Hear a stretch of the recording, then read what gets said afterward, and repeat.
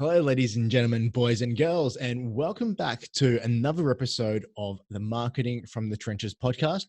I'm your host, Will Wang, and it's great to have you here. And this is a really fun, really cool little episode because I've got my friend Kim Barrett on here to talk marketing. Now, for those of you who don't know, Kim is a legitimate, awesome marketer. And the reason why I say that is because in the marketing industry, there can be a lot of smoke and mirrors, a lot of bad agencies out there. But Kim, I've seen the results that he's been doing for himself and for his clients. So I know he's one of the good ones. And in this episode, we talk about, industry, why, some of the issues we see with the industry as well. And also going into some of the principles that we both have when we run campaigns and how we think about marketing for ourselves and for our clients. So it's a pretty cool chat. I had a lot of fun with this.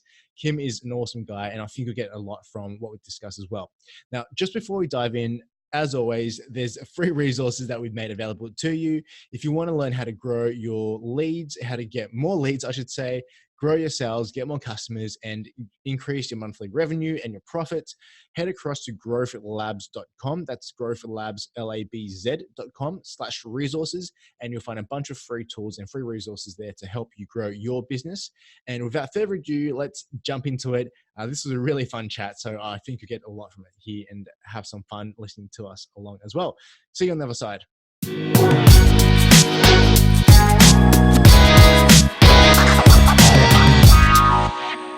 So, hey, everybody, and welcome back to another episode of Marketing from the Trenches podcast. I've got a very special guest with me today, Mr. Kim Barrett from Your Social Voice. So, Kim, man, great to have you on. Thank you for having me, man. Appreciate it. Yeah, no worries, man. We run in very similar circles. So obviously, if anyone knows anything about Australia, there's about 5 people here. So it's like a very small country. And you get to kind of find out who's a really good marketer and who's legit and doing really good things pretty quickly. So, I've kind of seen a lot of the stuff that you've been doing in the circles. And yeah, it's just been awesome to kind of watch what you're doing for yourself and for your clients. So, dude, great to have you on here. Thank you, man. Why don't we kind of start off with your background? I'm always interested in how people get into marketing. So What's your background? Like, how did you get into the agency side and, that whole story? Yeah, I mean, it's pretty long, so I'll give you kind of like the Cliff Notes version. But so I've always been doing marketing like since I was about 15 years old. So the first thing I ever did was back in the day before we had all the lovely Facebooks and whatnot. There's like forums, right? You go on there and there's like all your subject matter groups together. So there was one forum and I used to breed tropical fish, like aquarium fish. It's $1 billion. It's a random, but it's $1 billion industry in Australia. It's super interesting. It's actually like very technical, which a lot of people don't know. They're like, I get fish and I put them in a bowl, whatever. But there's a lot that goes onto it. So that really interested me. So I was always on forums and I was always trying to get advice. And then I became like a moderator, a super moderator, helping all the admins out. And they said one time, they're like, Kim, look, we need sponsorship to make the forum run because we don't get any money. Like we have to pay for servers. And it's not just like, you can chuck up a funnel page or a website and it's cheap. And it's like quite expensive then. So they said, can you help us get sponsors? And I was like, of course. Back then I was 15. I was like, I know everything. I was like, cool, Google, how do you get sponsors? Like, how does this work? And they're like, well, look, we have lots of traffic. That's what other people want, that traffic for their stores. And I was like, okay, that's interesting. So I was like, can you give me the data? Like send me, do you have a screenshot? They're like, here's the back end logins, go and have a look. There's like a dashboard. It's like this many hits per day, per week, per month. Took a screenshot of that and I basically went and looked up every single fish shop in Australia, online or otherwise, and was like, hey, we're looking for sponsors. This is the traffic that we get. And I didn't know I was using elements of things like scarcity and stuff like that. And I sent out these emails. I was like, we have 10 spots available. We need a $4,000 commitment per spot, either in products, cash, or whatever. And I was like, and here's our PayPal link if you want to pay straight away and secure your spot. And I just BCC'd everyone. I didn't know, I didn't put into autoresponder. I didn't do any of probably the many cool growth hacking techniques you do these days. It's just like to Kim, BCC, everyone, like 100 emails. And I sent it out. And then the next morning, back in the golden age of marketing there. Yeah. Yeah, this was back in the day, 15 years ago. So I was like, then I woke up the next morning, was going to school. And then I got this message and they're like, Kim, what did you do? And I was like, what do you mean? They're like, oh, we've got like close to $40,000 in our PayPal account. All these people had started paying for their sponsorship spots. And I was like, this is amazing. It's like, you can make money on the internet. Like this is crazy. And that kind of, that built my obsession with like marketing and the internet and like how can you make money online, all that sort of stuff. And that took me down many different roads. And then to start the agency was about 5 years ago, where I went through many jobs, because even though I did like online marketing, I was like, oh, I still thought that got to go to university, get a big corporate job and like in marketing or management, that was going to be the goal. Didn't realize how bloody hard that was, because it's like, oh, you need 10 years experience. It's like, yeah, cool. But like you told me to go to university and get a degree and now I don't have the experience. Isn't this how I get the experience? Like, no, that's not how it happens. So that wasn't any fun. And then I was like, okay, cool. I went and started working with a company doing some marketing for them. They said they were in NLP, breakthrough personal development coaching. I was doing all the marketing and also assisting with the speaking side of things. They said, well, look, you've got to basically commit. Did you want to keep going down the marketing path, or do you want to keep going down the professional speaker path? You choose. We're happy to support you either way. And I was like, okay, I'm going to go down the marketing path. That's where I've always been. That's what I like the most. I can still speak about marketing, so it's a win-win. And they became then my first client. So that's how it kind of all kicked off. So yeah, it was pretty crazy times. I was earning very little money with very large amounts of overheads, but that's it. That's the origin story. Yeah, nice. That's actually awesome. And it's, it's really funny because like I hold you in pretty high regard in terms of marketing, and it's kind of funny how like some of the best marketers I've come across have kind of stumbled onto it by accident. Like with me, it was literally, I had this family business which we're in Stone Main Street, right? Like we got to build like quartz and Caesar stone bench tops for kitchens and stuff like that. And literally my first experience in marketing is like, holy crap, like the family has to pay the bills. So what are we going to do? Well, let's just approach some of these bigger builders and ask them for work. And that was kind of how we cut our teeth. So it's kind of like, it's really funny how some people just kind of stumble into it.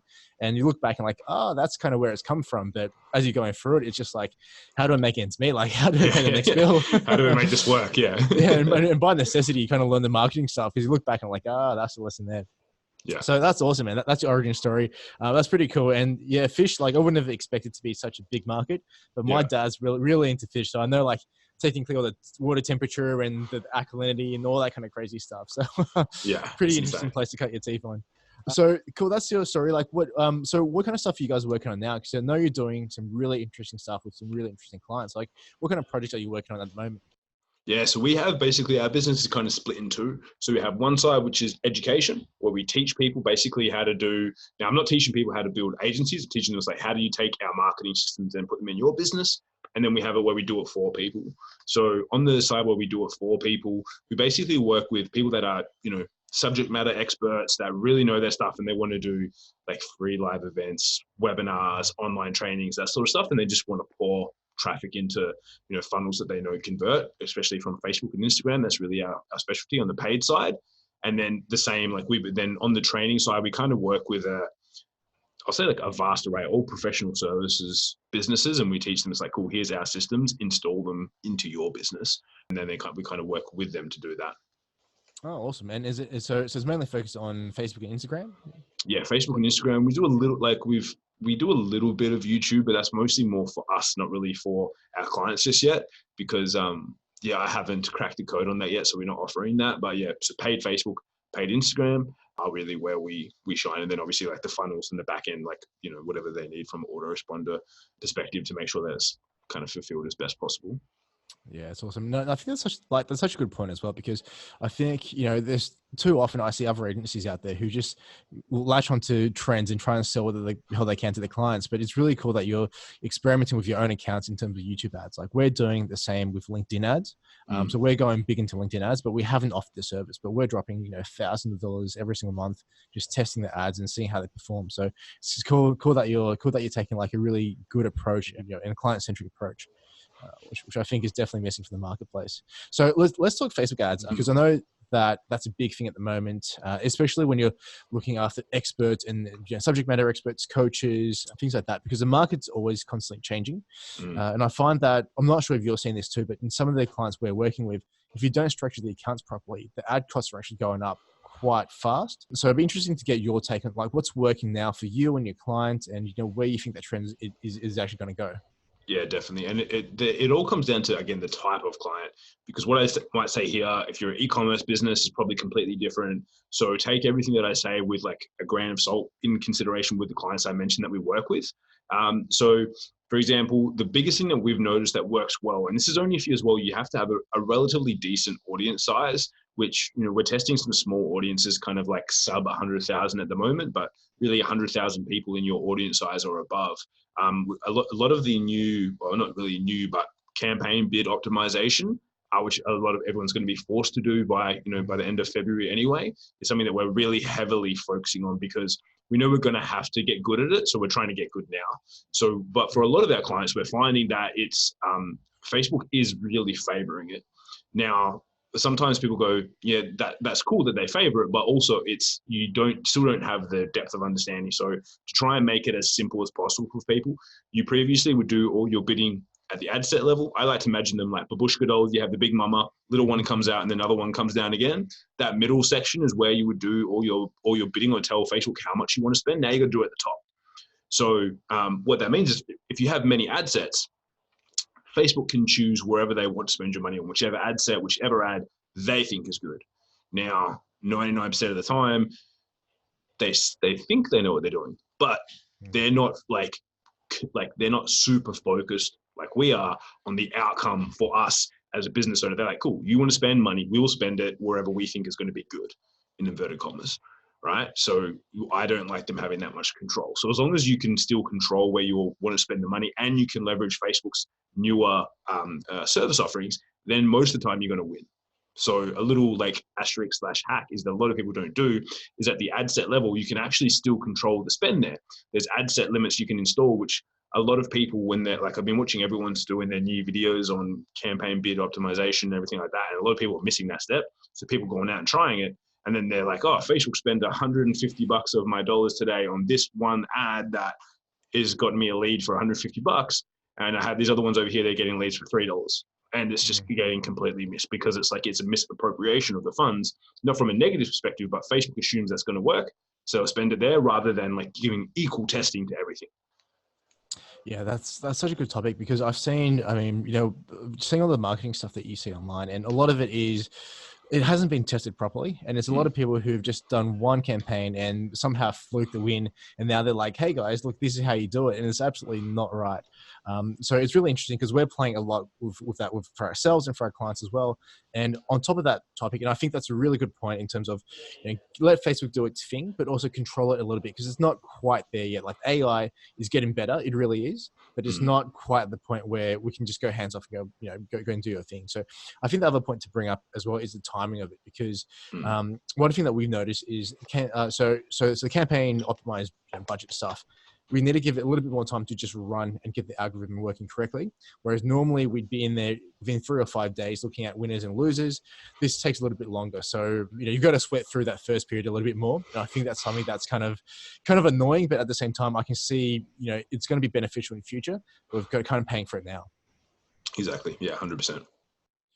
Yeah, awesome. So, so that's really cool, and I think that's something that the people listening would really. It's good for them to pay attention to, because it's something that not a lot of people are talking about. So that was absolutely gold. On top of that, are you seeing any differences in terms of like the copy, the design? Like, has that changed for you and your clients recently, or? Well, yes and no. Like, one big thing that you always see with what I assume you would always see anyway, because it's a bit hard to say when we're talking about social platforms that really have only been around for not that long.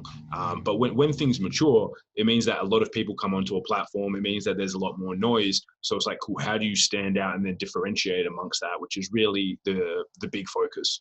And now for me, when I look at that as well, I go, well, you don't necessarily have to change things completely, because everyone tries to think of, I think, either too broadly or too narrowly. And what we have to remember is that Facebook is a customized platform. So if I pulled up my phone and I pulled up Will's phone, we both like similar things. We're in a similar industry. We know similar people. You would assume that our feeds would be very similar. However, they're going to be completely customized for us based on our viewing pleasure. So for me, the biggest thing that most people miss out on, and I call it the NOC method, which is your niche, your offer, and your copy. Most of the heavy lifting is done in your niche and your offer. And if you're putting that in front of the right people, to be honest, you can have a terrible looking image. You can have very, in some cases, poorly worded ads. But if it's hitting the nail on the head so hard, like everything else is kind of superfluous. And being that we're going down even more of a track for customization and personalization, the more you can really hone into a specific niche with what you do and who you talk to, it makes everything else actually easier. But then if you do couple that with, and I'm just like, it's just for my own preferences, I like stuff that looks good. Like I like well-branded stuff. I like if it's a video, it's nicely edited together. Like if I'm going to put it in front of 20, 50, sometimes with my videos, if I put out a video, I'm shooting for a minimum of 100,000 views. It's like if 100,000 people are going to watch it, I want it to represent me as best possible. Like I don't want it to be me, like when I've just woken up, super like puffy eyes and just not looking good, not feeling good. Like I want it to look good and put the effort into it. Just because that's my personal preference. Is like, I always like to put my best foot forward. So that's my personal preference. But I think that's also the thing that everyone kind of misses. They go like, I can target everyone on Facebook. And it's like, well, no, you can, but don't. Like be specific, be personalized, be customized and tailored to who you talk to. I think you brought up two really, really good points on there. Like the first one is just around personalization and customization too. Like what I've seen, especially, as the cost of going to cold audiences has crept up and gotten more expensive. I'm finding that being more specific, more personal, especially with like retargeting stuff that you're doing, that's actually driven our costs down, like cost to acquire leads and clients. That's really come down, but there's a lot more effort that goes into it. And I'm not sure about you, but I kind of like that because it kind of separates like the, wheat from the chaff, right? And all the crappy marketers who are just doing the wrong things kind of die off, and the ones who are doing the right things to their clients, they kind of rise to the top. So that's a really good point that you brought up, just in terms of really understanding who you're going after, like getting the right offer into the right niche, and then all of the creative stuff that just supports what you've done. But the first two things are, for me as well, like the most important. So really good point on that one. So the second point that you brought up, which I found kind of interesting first, so, obviously one being personalization, and the second one was around, I've just lost my train of thought. Man, this podcast is pretty fun. Personalization. And the second one, I believe, like around the branding or something? Or like around the branding. Yes. Awesome. Yep. Thanks so much for that. So there's an episode I shot recently talking about branding for performance, where the idea was like, yes, you should be looking at performance in terms of what are we paying for the leads and for the acquisition, but the branding piece is actually kind of important as well, because that's how people will hold you in regard. So if you're marketing to Fortune 500 companies, you don't want to come across as, hey, we're scrappy, we're just trying all different hacks and stuff. You want to come across with a certain level of professionalism. So I think you hit across those 2 points really, really well. No, thank you. And I think I think a lot of people go, oh, well, does that mean I have to get like a professional video studio or professional camera stuff? It's like, no, it's just about like even in the editing, as long as your editing is professional, like you can still shoot on an iPhone and hold it and talk, but it's like, cool, just take into consideration, cool, do I like, at the moment, we both have backgrounds, like equally, either of them could be filmed in front of, like they're not bad, again, but they're not studios or anything like that. So, but if we do it and then we put it together in a nice message and it portrays the brands that we have in the best way possible, that is super important, I think. And I think that sometimes people miss it, because a lot of people also go, you can do it anyway, just like pull out your phone and do it and just get stuff done. It's like, yes, but also take into consideration the end outcome, the end point that you want to get people to. Yeah, that's awesome. And it's kind of one of my pet peeves. I'm not sure if it's just because I'm freaking weird or not, but I don't actually like the videos when people are holding their phone walking around, and it's like police sirens, the phone's bouncing around because they're walking with it. It's like, for me, it's kind of like, just sit down and record it and then start walking. But that's just a pet peeve of mine. Like I'm a bit weird, so who the hell knows? No, I agree. It's like, it's frustrating, right? And if it's frustrating, it means that it's not, like, I would say that that's not professional, because it frustrates me as the consumer of it, and I'm not going to watch more of it. And it's like, if you want to do those things, there's many things you can do. You can still do a walking piece, but you can just buy a $79 lapel mic clipped into your phone, and you can buy a gimbal for your phone for like $80 for $150. You can take that experience and make it professional. You haven't bought a $1,000 plus DSLR, but you've got all the tools to make the experience for me as a viewer better. Yeah, exactly. That's such a good point. So, hey, there's something else that I wanted to talk to you about as well, just before we wrap things up. It's something I'm really interested in, but you're running an event in February next year. And the thing that was really interesting, and I'll get you obviously to expand a little bit about what you're actually doing, but, we go to a lot of events. I think I met you at an event in Brisbane in Australia, run by Ben Simkin, which is an awesome event, the Mastermind. But, a lot of the events, I think, that I've been to are very marketing focused, but it sounds like what you're doing is very business focused, which I think is actually quite cool. Yeah. So what's the event like? And I want to understand like what you're thinking behind putting it on, how you're marketing the event, and what kind of content you're expecting to produce from it. Yeah, definitely. So the event's called Certified Ballers Live. So That's a cool name. www.certifiedballerslive.com.au is the link for that. So it's all around becoming a baller in your business. So for me, a baller is someone who can do and achieve anything. They don't get set back. They just keep striving for what they want to achieve, and then they have no limits in their business. So for me, when I looked at similar to what you said, it's like there's many like business specific events, or it might be like marketing focused. Like there's many amazing ones. There's you've got aspects like you said, the mastermind, there's Digital Markets Australia, like so many cool events that come up. And for me, I go, all of those are good and I love them and I attend them myself. But I go, well, I want to give not only just marketing, I want to give people like a full broad spectrum of business, but also not make them feel like they're going to be pitched something. Because I find in Australia, it's either you've got like pretty high-end investment events, you might have to pay a yearly fee to be a part of, or a once-off, or you've got like super cheap events, and you get ready because you've got to be getting pitched all day. There's going to be value sprinkled in amongst it, but you've got to probably strap and leave your credit card at home. Leave your wallet at home. Yeah. Like unless you want to buy something. And I don't mind going to those. I go to them and buy stuff too. But for me, I thought there was no kind of middle ground. And that's what we really wanted to go after and go, well, how can we help people in kind of three key areas being if you're just starting out, if you wanted to build, if you're wanting to grow, if you're wanting to scale. So I also got, in all honesty, I also got really annoyed at an event. I used to speak at this event, and then it wasn't really like a falling out, but it's like they passed on having me come back again. And I was like, oh, that frustrated me. I was like, well, the only reason it's frustrated is because I got to speak in front of 50 to 100 people every year at that event, and now I don't get to. It's like, well, take ownership of that. Like instead of complaining, like why didn't you put your own event on?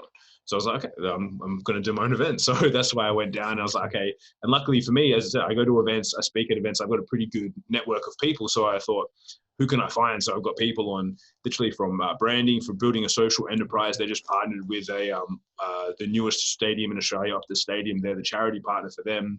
Got people on mindset, peak performance, the guys that got funded on Shark Tank for a sales training company. Like I've basically brought in everyone that I could that is excellent at what they do. And then I'll talk a little bit myself as well on advertising and marketing, and then give people a full like 2 days like smorgasbord of everything that they need to grow their business, and with the proviso that they know that it's pitch free, and I'm literally contractually obliged to not have anything for sale there as part of some of our speakers' arrangements. So even if I wanted to sell stuff, I couldn't. So that is the benefit for basically everyone that's going along and coming. So I was like, well, I want to make something really cool in Australia. We've got some epic events, but especially being in Perth, we get bypassed. Like we get bypassed for everything. Like no one comes over here. So Perth is kind of quite. I'm actually due out to Perth next week to meet a client of mine, but it's like 5 hours each way. It's a fight. And it's long, but then everyone forgets, like, us Perthies have to travel all the time. Like, I literally just got back from the East Coast yesterday. Monday next week, I fly back over to Melbourne for a week. It's like, I am literally traveling all the time for it. So I was like, it's time for people to come and hang out in Perth.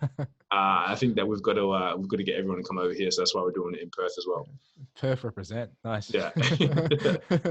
Yeah. Awesome. Hey, so just to wrap up, I think that sounds really cool. I've got no affiliation, obviously, just to make it clear, but for me, it's all about finding the really good events that's going on within Australia. So I know that I think what you're doing sounds amazing. I know that there's a lot of events around here which can be a massive pitch fest, and I'm not a huge fan of them. So it's great that you're doing content. What's your favorite events? Like besides from the one that you're running, what other events do you make sure that you attend pretty much every year happens in Australia? I definitely always go to the mastermind events. I've been in there. I was one of the founding members there.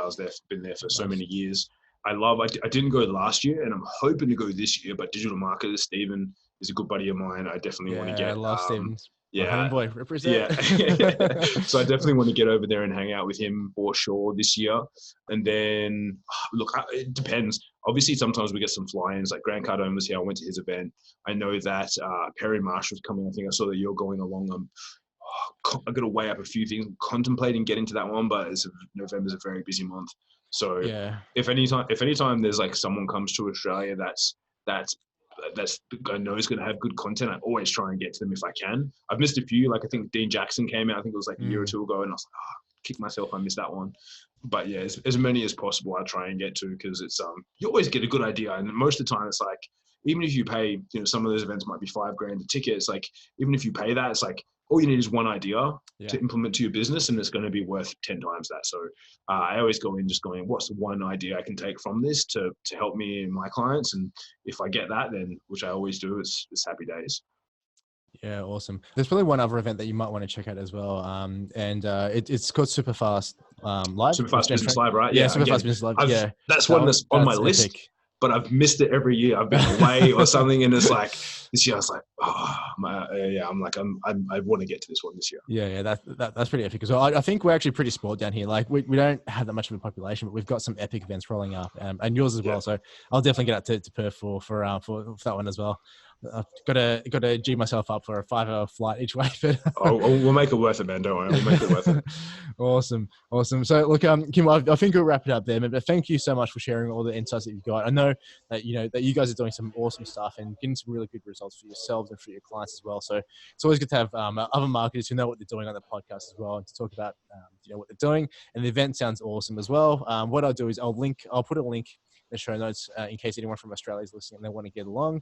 And then I might get you back on to talk about US events, because I'm starting to head over to the US a fair few times a year to do those events. So interesting to get your take on what's worth going to, what events that you like. But I think we'll leave that for a separate episode. Beautiful. Sounds good, man. Thanks again for having me. Awesome. No worries. Oh, and just one very last thing. Actually, two last things, if I may intrude. Go for it. What's the question that I always like to kind of end with before I get your contact details for everyone who wants to reach out to you? What's a question that I should have asked you, but I haven't? Oh man, that's my question. I love that question. I love that. I love that question. I heard it from Tim Parrish. I'm like, I'm stealing that for sure. Yeah, no, that's great. I got it asked on one podcast like 3 years ago. And now every time I'm like, what's this? What's the one thing I should have asked that I didn't? I love it, man. I think that one thing that I never get really asked about is like the dark side of business or the agency side of things, because a lot of the times it's very easy to portray how amazing everything is. And I think a lot of people do that because it's like a lot of times it can be like big numbers, big turnover, and all that sort of stuff, and people don't really see not the negatives, but they don't see like the bad stuff that happens as well. So I think for everyone, it's a very important thing to be aware of. It's like, yes, especially if you're looking at businesses, because a lot of times they probably see guys like you or I running an agency, like, oh, I'm going to go buy someone's course on how to start an agency, and I'm going to start an agency and do it. And it's like, there's a lot of responsibility that comes with having an agency, being that a lot of times people put their business in your hands and they go, cool, if you don't get me leads, I'm not getting leads anywhere else. I rely solely on you. And if you don't perform, then I can have a very negative, and my business, like, effect on my business could go bankrupt, could go down, like whatever might happen. So a lot of the times people don't see that responsibility, I think, that a lot of us have to wear. And it can be quite heavy, because some clients, like, they also don't tell you always the truth at the beginning. And then you find out a couple months in and they're like, oh, we got X number of leads this month, we needed Y. And it's like, yeah, but of course you'd be doing X, Y, and Z. Like, oh, we're not doing that, and we don't have this in place. And it's like, oh, okay, so everything is 100% reliant on me, thanks. So I think that's just the last thing I would share is like that, because a lot of the times people don't ask about that. They ask about all the successes and cool stuff, but they're like, what about the pressure that you have as an agency, especially in the world where sometimes some businesses just rely on social? Like, it can be a heavy burden to wear. So I always say to people, if you hear what Will does, what I do, and you think it sounds cool, it's like, make sure you look at everything properly first before you go and say, oh, that sounds cool, I'm just going to go and say I do that now and charge people all this money, because sometimes it can be pretty hairy. Dude, that's going to be definitely another episode. I'm going to get a couple of agency owners who I know are doing some good stuff, and we're all going to get together and have a chat, because it's literally, for me anyway, knowing what I know now, it's one of the most difficult business models to start, just because there's so many moving elements. It's just like, I get really annoyed by the people selling courses saying, hey, you can make 10 grand a month in your agency, without, they don't teach business. Like, you're pretty much a glorified freelancer. There's just so much to running a business that they don't teach. And I think none of them have done it, right? None of them have run the successful agencies. Otherwise, they wouldn't be out there peddling crappy $2,000 courses. They'd be running the freaking agency. Yeah. So I think that's a separate topic, man. I'm really passionate about that, and I can tell you why too. So I'll have to have you back and have a nice chat about that. Yeah, sounds good. Awesome. Last thing, where can people find you online if they want to reach out and get your help with their campaigns? Yeah, beautiful. Any platform at Real Kim Barrett, mostly super active at the moment on Instagram. So at Real Kim Barrett over there as well. If you want to ask any questions and get any help, always there to help. Awesome. Thanks again, man. Always good having you on. I've learned so much just from talking to you, and like it's also awesome seeing what you got doing with your clients. So thanks again, and I'm sure we'll have you back on pretty soon. My pleasure. Cheers, man.